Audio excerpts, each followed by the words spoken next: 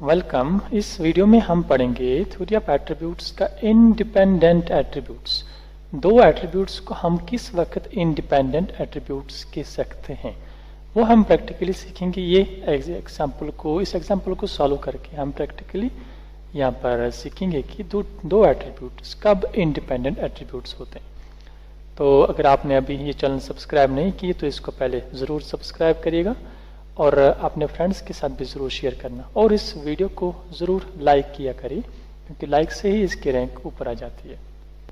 Find whether A and B are independent. A B ये observed frequency of A B and 256 and alpha b is equal to 768 and observed frequency of a beta is 48 and alpha beta is 144।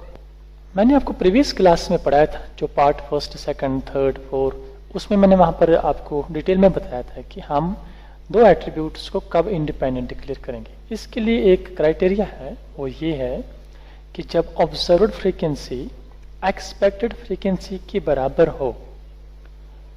तो जब आपको ये condition आए तब ही हम दो attributes को इंडिपेंडेंट कहते हैं। ये हम इस तरह से भी निकाल सकते हैं या इस तरह से भी निकाल सकते हैं। दो में से आप किसी भी एक वे से आप इनको डिक्लेयर कर सकते हैं कि ये एट्रीब्यूट्स दो attributes A and be independent है कि नहीं है। तो चलिए अब हम इसको प्रैक्टिकली सॉल्व करते हैं। आपने एग्जाम में किस तरह से इसको सॉल्व करना है। तो हमको इंडिपेंडेंट यहाँ पर दिखाने के लिए ए और बी ये दो फ्रीक्वेंसियाँ चाहिए। तो जब हम क्वेश्चन में चेक करते हैं हमारे पास जो गिवन है वो है A B alpha B A beta and alpha beta. That means ना फ्रीक्वेंसी ऑफ ए ना फ्रीक्वेंसी ऑफ बी, ये दोनों मिसिंग है। तो इनको निकालने के लिए हमें यूज करना पड़ेगा कंटिजेंसी टेबल। तो ये टू एट्रीब्यूट्स के लिए हमें यहाँ पर यूज करना है। तो यहाँ पर ए, इधर अल्फा, इधर बी बीटा। ये अल्फा बीटा नेगेटिव फ्रीक्वेंसी से ए बी की। अब यहाँ पर इन दो को मल्टीप्लाई करिए, A B which is equal to frequency of A B and A into this B, ये alpha into this B which is equal to alpha B या बी अल्फा।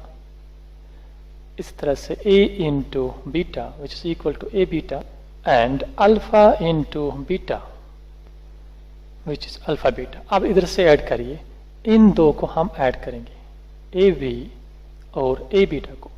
यहाँ पर देख लीजिए, इधर बी इधर बीटा, ये दो आपस में इसको कैंसिल करेंगे तो A plus A is equal to, इन दो को ऐड करने के बाद हमारे पास जो फ्रीक्वेंसी आएगी वो फ्रीक्वेंसी ऑफ ए आएगी।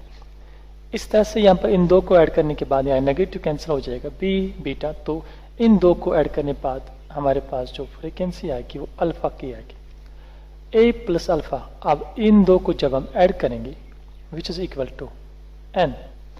अब इधर से चेक करिए रो में, A B plus alpha B which is frequency of B and A beta plus alpha beta which is equal to frequency of beta, B plus beta which is again equal to N. अब यहां पर check करिए कि हमारे question में क्या क्या दिया हुआ है। A B is 256 and alpha B is equal to 768, alpha B 768। इसके बाद और क्या दिया हुआ, A beta which is equal to 48 and alpha beta which is equal to 144। अब जो रिमेनिंग फ्रीक्वेंसीज है इनको हमने निकालना पड़ेगा। चलिए अब हम इन दो को ऐड करते हैं क्योंकि इन दो को ऐड करने के बाद ही ये आता है। तो इन दो को जब ऐड करेंगे विच इज इक्वल टू 1024। अब A beta plus alpha beta 48 plus 144 which is equal to 192 again. अब इधर से ऐड करिए कॉलम के साइड में 256 plus 48 which is equal to 304 and 768 plus 144 which is equal to 912। अब आप ऐड करिए, इधर से इन दो को ऐड करिए, इधर से इन दो को ऐड करिए। जब आप इधर से ऐड करोगे ये इक्वल आएगा 1216। इधर से भी ऐड करोगे वो भी 1216 के ही बराबर होगा। अब आप इस रिलेशन पे आइए, यहाँ पर हमें a multiply b, frequency of A B multiply करना है। तो अब इंडिपेंडेंट दिखाने के लिए हमें expected frequency of A B निकालनी है, which is equal to frequency of A into frequency of B. Frequency of A is equal to 30 and frequency of B, ये frequency B 1024 and N is 1216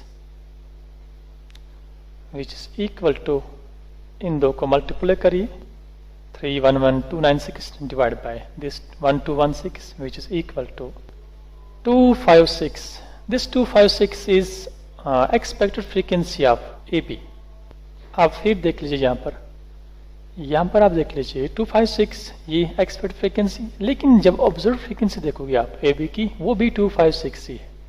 तो जिस वक्त to attributes में ये condition आए कि observed frequency of AB is equal to expected frequency of AB, तो उस वक्त हम ये लिखते हैं कि टू एट्रीब्यूट्स आर इंडिपेंडेंट। तो ये एक तरीके से हम निकला। तो सेकंड तरीका भी मैं दिखाता हूं आपको। दूसरा तरीका है कि A B divide by A is equal to alpha B divide by alpha. जब ये इक्वल हो आपस में तो दो एट्रीब्यूट्स इंडिपेंडेंट है। अब यहां पर चेक करिए आप, A B divide by A मैंने ये निकालना, A B is 256 and A is 304, divide करिए 0.84 आया। अब alpha B divide by alpha, तो alpha B is equal to here in the table 768 and alpha frequency of alpha is 912. When we will divide 768 by 912, we will get 0.84. That means AB divided by A is equal to alpha B divided by alpha. That means here the two attributes A and B are independent. आप इस तरीके से निकालिए, ये भी सही है, इधर इस तरीके से निकालिए, ये भी correct है. That means the two attributes A and B are independent. तो इस तरह से हम डिक्लेयर करते हैं कि दो attributes किस वक्त independent होते हैं.